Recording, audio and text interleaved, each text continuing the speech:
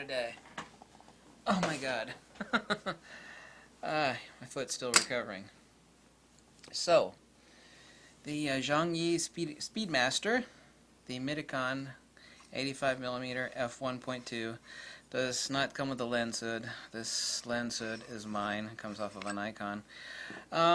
Review. Right now I'm actually using a MetaBones adapter attaching this to the Fuji. Wow. Which do you think actually renders better and is sharper?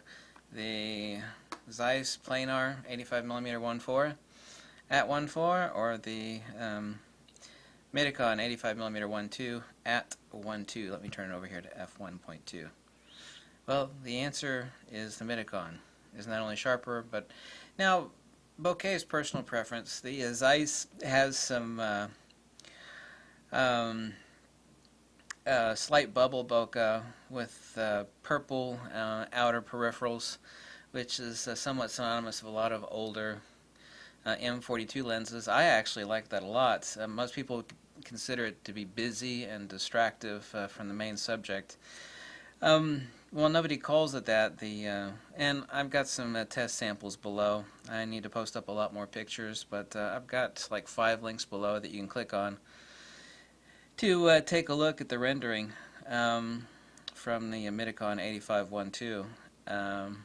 I call it cloud bokeh. It's like white puffy mist manifestation is behind your main subject at 1.2, 1.8, 1.4, f2, so on and so forth, with enough subject to background separation as far as your speculars that it's an incredible lens. Build quality, give it a 9 out of 10. What's better than that? A Contax lens, a Voigtlander lens. Obviously the Zeiss is made a little bit better. The actual manual focusing on this is actually nicer than the Zeiss and many of the Voigtlanders. It's incredibly smooth. It's clickless aperture. Everybody else has noted too that the markers for feet and meters don't exactly line up correctly between affinity and closest focusing. I honestly don't give a damn about that. I never look at that while I'm actually manually focusing this lens or any other manual focus lens. Rear element is easy to bump. Let me actually take it off the MetaBones adapter. You got to be careful in dismounting this. The rear element does not move at all. Normally you never leave your camera laying out there like that with the sensor up, so I should probably put its sensor down. I'm actually stressed out from exercising a lot today, walking, since I've had that foot injury and I've been cooped up in my house. This is it. Here's the rear element. You can actually see it's easy to damage. It juts out about 5.5 millimeters from the rear, so you want to make sure to protect this. Outside of the Voigtlander 58mm f1.4, which is like about a $400 used lens, this is now my second best recommendation for lenses to use adapted to the Fujifilm. Now this is a Nikon mount. Now this one is $800, $799 technically. Now someone's going to correct me on that and they say, well no, it's so-and-so, that's the Sony mount. You're going to have to ask the company why, but the Nikon mount costs like, what, $180 or $200 more? It's the way it is. Don't ask me why, you should contact the company on that fact. It's made by Zhongyi Optics. It's 9 elements, 11 rounded aperture blades. Actually, looking into the aperture mechanism, it's actually much better than most of Nikon's aperture mechs. It's actually an incredibly nice way it actually engages. The focusing is just smooth as silk, smooth as warm butter. I bought this lens off the high recommendation of the famous supermodel photographer, and I know he's watching this video right now, Benjamin Kanarek. Now here's the issue, and he confirms it as well. I'm really good at manually focusing lenses, much better than most people. You can call that egotistical if you want. I don't really give a damn. But if you plan on manually focusing this, and I tried it on Nikon D500, Nikon D3, Nikon D810, this lens, forget about it. F1.4, F1.2, F1.8, however there is no F1.8. It's like, well, it's right about there. There's about what F1.8 is. There's F2, it's marked. Forget about it. I don't care how good you are. It is an exercise in futility. So, Somebody that's going to take this review and run with it, since I'm giving this an incredibly high recommendation, and buys this for their Nikon or their regular DSLR mirrored camera, no dice. I knew that would be the case, really. It was a little bit worse than I thought it would be, but there's no fault of the lens in this case. It's just that the depth of field, unless it's far off, unless you're going to do like a headshot or focus in at something at a distance, anything, 15 feet roughly or less, forget about it at f1.2, 1.4, 1.8. f2 is okay, no problem. But you didn't buy this lens because it's an f2 lens. You buy this lens because it's an f1.2 lens. So I don't know if I'm ever going to use this lens on my Nikon again. It's like, well, it's a Nikon mount lens. If that's the case, then you should return it. No. This lens on the Fujifilm is an absolute dreamboat. As I mentioned yesterday in a video, if Fujifilm said tomorrow, hey, at the end of this year, we're going to come out with a lens.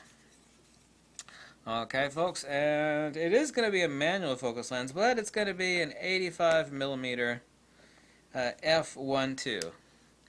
Everybody would pre-order, all the Fuji freaks would pre-order it, but since I'm showing it to you with an adapter, and this is Metabones, I know it's $100, you don't need a Metabones adapter.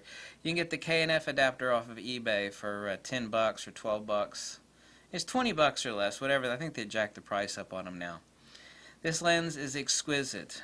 The Bokeh is exquisite. This lens is really sharp, really color saturated, it's a Chinese lens. The build quality is exquisite. To give this lens a 9 out of 10 in build quality, that's really something. Like I said, the only thing that exists above that are like Contax, Zeiss, and Voigtlander. Some other, Scheider, Kreuznach, some of the other oddball Jawohl German lenses and Swiss lenses. Wow, this lens was more shocking than I thought. I knew getting the recommendation from Benjamin that this lens would be good, because I saw the pictures that he sent me. He's like, hey, you got to get this lens. Like, well, I take your word for it. I've seen the pictures, He's a famous supermodel photographer. He loves the lens. I like the images that he showed me of it. I thought about messing with it before, but I hadn't really given it a second thought. I thought, well, it can't be better than the Zeiss 85 planar. Well, it is better than the Zeiss 85 planar. I mean, this is $1,200. This is $800. And if you get it in a Sony mount, it's a lot cheaper. I think anybody that has a Fujifilm X Pro 2, this lens is really, really heavy, by the way. Whew, is that heavy? Like I said, click the image samples below to take a look at the bokeh. Color saturation, micro contrast, really, really good. Build quality is exquisite. Mine came with a speck of schmutz inside of it, which usually affects the bokeh. But mine is not affected. Oh, man, it's just so silky smooth. Look at this lens profiled on the XT2. My God, this lens is so damn heavy. All metal construction. I'm surprised it came out of China. I mean, I know that China can actually produce some nice, MacBooks come out of China, and that's my favorite toy in the world is a damn MacBook. Not the most recent ones, however, that have no ports on them. But that's another discussion. It should come with a lens hood, but they don't. But so what? It's $800. You don't get yourself a metal lens hood on eBay for $5. This is an old used one that's supposed to go like onto an 80 to 200 millimeter Nikkor. 77 millimeter front filter, by the way. This lens is exquisite. I give it a 10 out of 10. Build quality, 9 out of 10. Value, 10 out of 10. Rendering, I give it a 9 out of 10.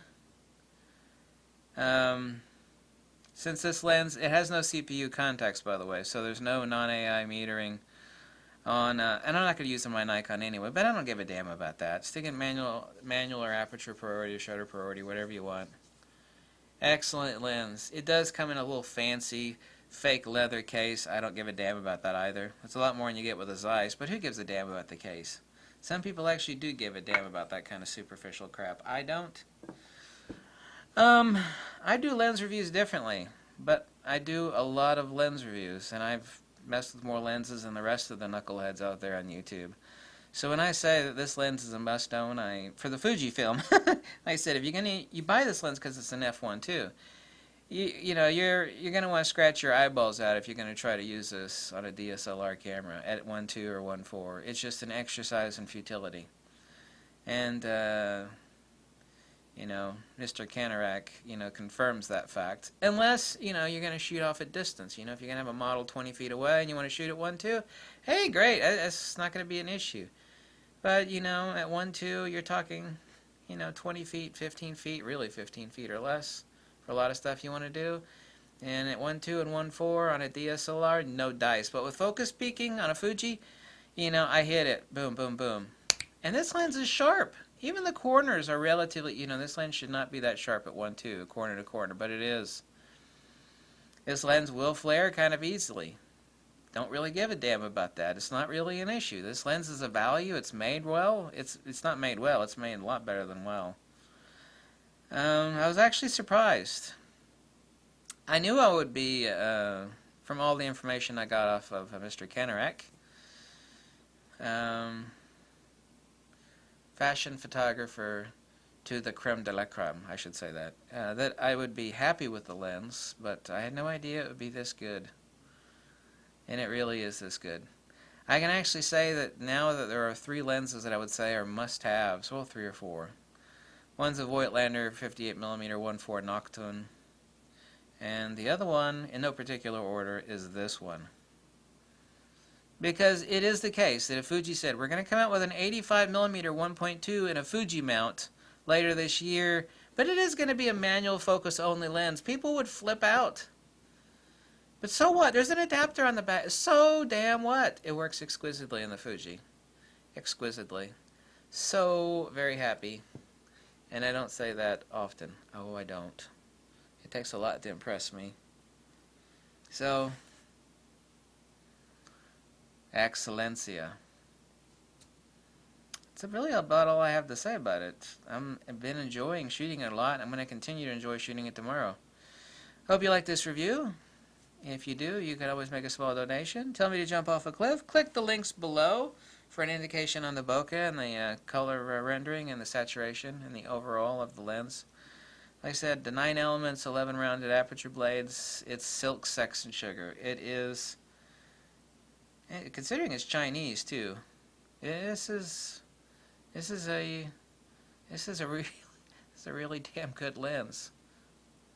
Overall criteria, rendering, build quality, and all the rest of it, I give this lens like a 9.5, which is, that's up there.